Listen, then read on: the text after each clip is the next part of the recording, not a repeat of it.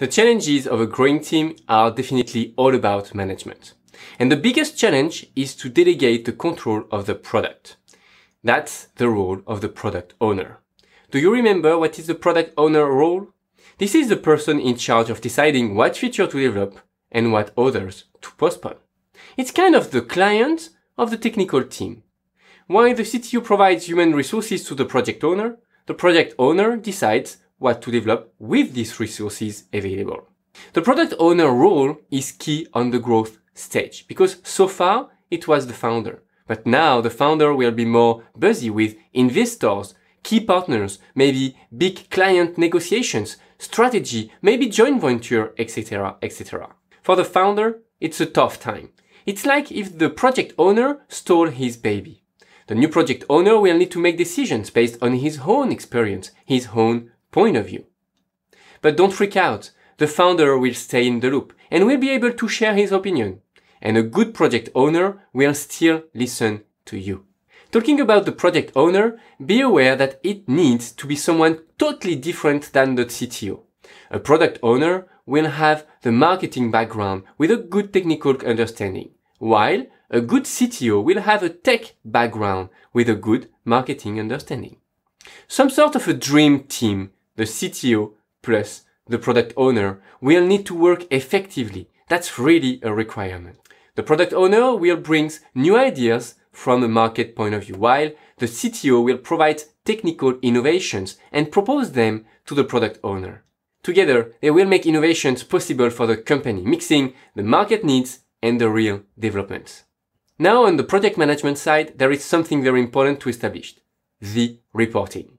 Reporting is required for any type of delegation, whether outsourced or internal resources. To make it simple and actionable for you, here is 5 components you should ask to your technical team, no matter if it's a web agency, freelancer, internal team, etc. A good report should contain what we planned and where we are, what is in progress, what's the action plan, what are the risks, and how much we spent on the budget versus the forecast. And the last point is very important, even with a web agency. That might not be included in the report, but if the web agency is losing money with you, that's a very bad sign. And that's very important to know that, which means that there is a gap between your specifications and the expected works. So keep a transparent and good communication with your web agencies if that's the case. And now there is another aspect that I would like to talk about. It's when you have a growing team, you need to have a smooth organization, a high agile organization.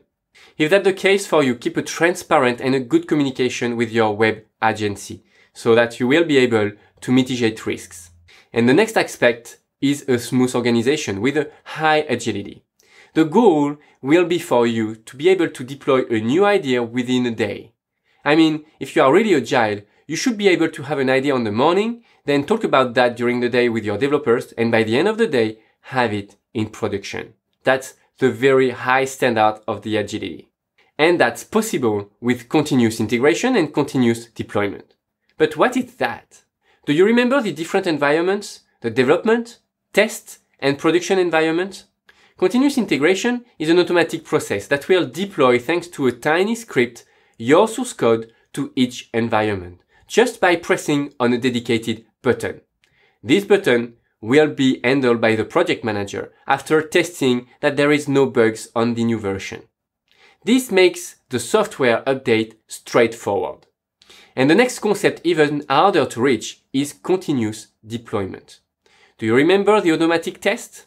The program that tests by itself if everything is fine?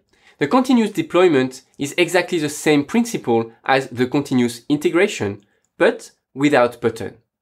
Instead, there is a tiny script. When the developer finishes his work, this tiny script runs a software that is going to test if everything works perfectly, and if there is any conflict, etc. If everything is alright, it's automatically published on production. Honestly, it required a lot of time and a lot of work to reach that quality. But once you get there, you can grow your team and still be agile. Talking about growing team, what if 2 developers edit the same file? I mean, the source code file. Especially if you have 2 purposes, 2 features under development. Source code repository solutions like Git manage that. It allows you to manage the works of several developers. But when the team comes bigger and bigger, that's lots of management. That's why there is a best practice. One feature equals one developer branch, which means that each developer can have his own copy of the source code. When the developer finishes his work, finish one feature, he published what is called a pull request. And the Scrum Master or the project owner will follow up commit by checking if everything is alright and then merge his source code on the main repository. This principle is called Git flow. And there is even a tool under that name to help developers manage their code that way. So to summarize this part, a project owner is a requirement for growth.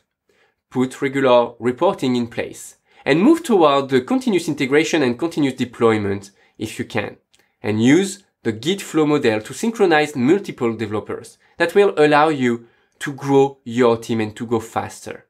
These few principles can require weeks or months of work, but that will allow your company to become bigger and bigger and still be agile by reacting very quickly to the customer's desires. Now, in the next and final video, we will talk about the technical challenges of a growing product.